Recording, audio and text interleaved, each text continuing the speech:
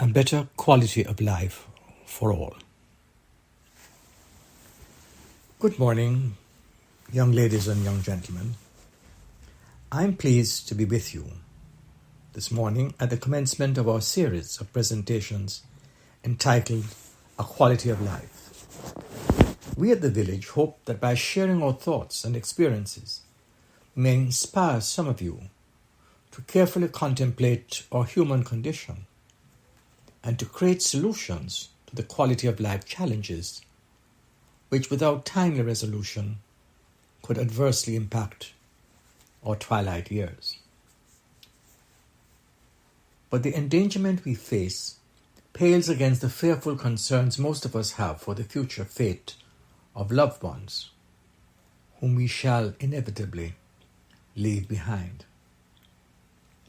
Nowadays, when we travel to countries we have romanticized and are unexpectedly confronted with deplorable sanitation on the streets, we are saddened by an instinctive revulsion. Upon witnessing such a dubious quality of life, our reaction is unavoidable. The question remains, however, for how long will we be able to sustain what we are induced to believe is our country's superior quality environment, either locally, in the near future, or forever? All the scientific information leads to a conclusion shared by former Vice President Al Gore that our quality of life is not so much the result of what we eat, drink, smoke, or inject, but what, in the throwaway civilization of increasingly abundant consumerism, that quality of life is going to be. The resounding response is paraphrased in a colloquialism. It's your garbage, stupid. Let us reflect, therefore, on where our journey's life started. Our point of departure, as in Shakespeare's 7 stages of man, is the infant. I entered the race fresh and innocent, enabled by thousands of anthropological years, a newborn infused with the timeless DNA markers of my genealogical ascendants. My nourishment was fortunately the responsibility of a pair of caring, health-conscious parents and progressive medical health agencies. For example, early schooling was complemented by learning to eat healthily. I was reared on vegetables. Fruit trees were posted around the house, and vegetable plots were almost within arm's reach. I used to study on the arbors in Kingston of white grapes, perhaps not as fruity as the vineyards of Portland's hillsides. Happily, as a consequence of my preteen innocence, I carry no blame should anything ingested or environmental, either by misinformation or ignorance, have exposed to danger my quality of life then or later in adult years.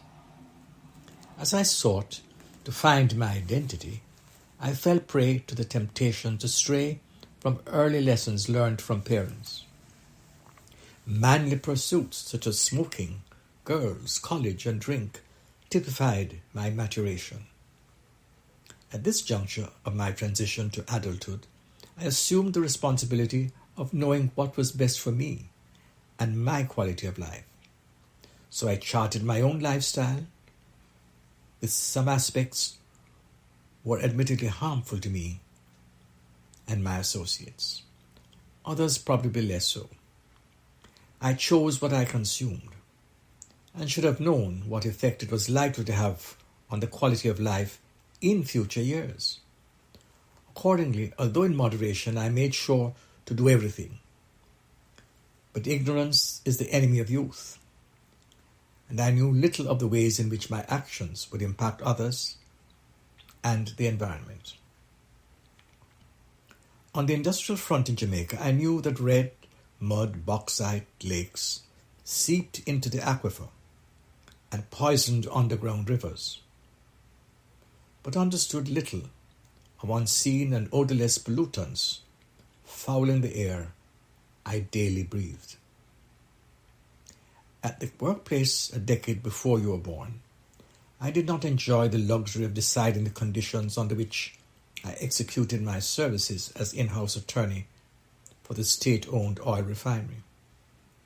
Since I was not aware of the dangers of pollutants, I would not have questioned the veracity of the results of air quality testing.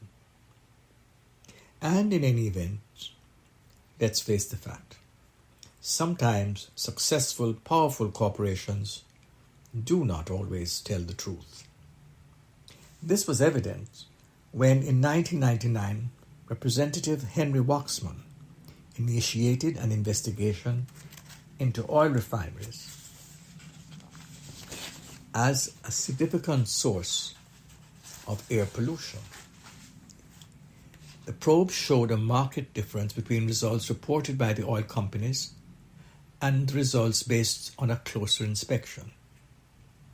At Exxon's Benicia refinery, their reports showed that 7,879 valves, when checked, revealed 223 leaks, with a leak rate of 2.8%. The EPA supervised results identified 3,407 valves, of which 216 were leaking. The truth, a considerable higher leak rate of 6.3%. I was made powerless, unable to escape the carcinogenic threat of benzene particles encircling in the air. It so happened that by the year 2000, at age 60, I had added to my 18 years between 1960 and 1978 of benzene-producing cigarette tobacco smoke, another 18 plus years of prolonged exposure to a benzene-laced petroleum refinery environment. The unhappy result? I was struck down and became a victim of cancer. I got little comfort from knowing it was not caused by a lack of vegetables in my diet. Like other seniors, I am a survivor. I know also we all are optimists. How much do people of your age need to know and understand to make of you ambassadors for the best possible quality of life? For we exist in an environment where pollution, if not addressed, will hasten with untimely distress our inevitable demise. An even bigger question is this: what can you as teenagers, upon whose shoulders will rest responsibility as guardians, do to promote a healthy quality of life for yourselves, your families when they come, for the American continent, and for planet Earth? All of us in Central Village are reminded daily of the increasing quantity of garbage. More trucks remove it, and its odor permeates and infuriates. Happily, we possess a dedicated water treatment facility, and an increasing sense of the value of mindful nutrition and exercise is encouraged. The experts say we are in a virtual wasteland, a product of the throwaway ethic of modern communities. It is said we are running out of ways to dispose of our waste in a manner that keeps it out of either sight or mind.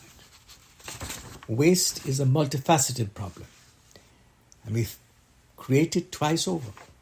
Once when waste is a byproduct of the manufacturing process, then discarding the packaging in which it is marketed, and again throwing away the product itself when we tire of it.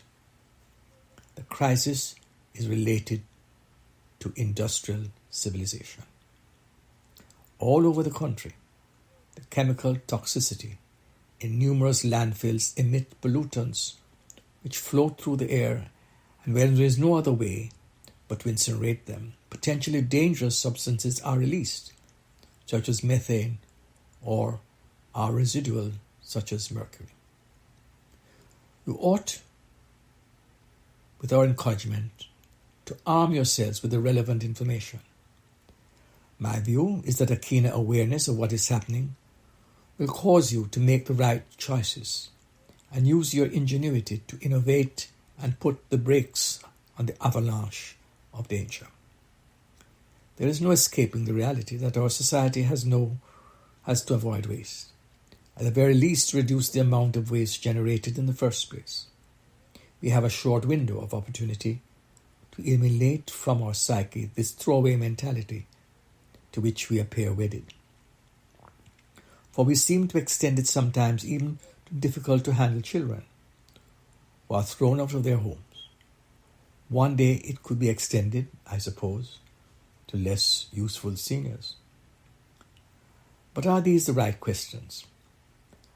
I want to leave it up to you to consider what the right questions are, for I do not pretend to have the answers or the skills to know which answers are correct. What is appropriate is for me to give you some of the facts, alert you to the concerns, equip you in a way that our seniors were not equipped, so that the more you learn the right questions, the more you are likely to elicit meaningful answers. You could say that I am trying to put you on the spot to take action that will dramatically change our civilization. I admit to suggesting that you embark upon the necessary process of rethinking your relationship with each other, to other countries, to mankind, and globally. The ball is in your court. Should you fail to grasp the importance of the warning and address these concerns, you and your children and grandchildren, as well as my own, shall inherit a wasteland.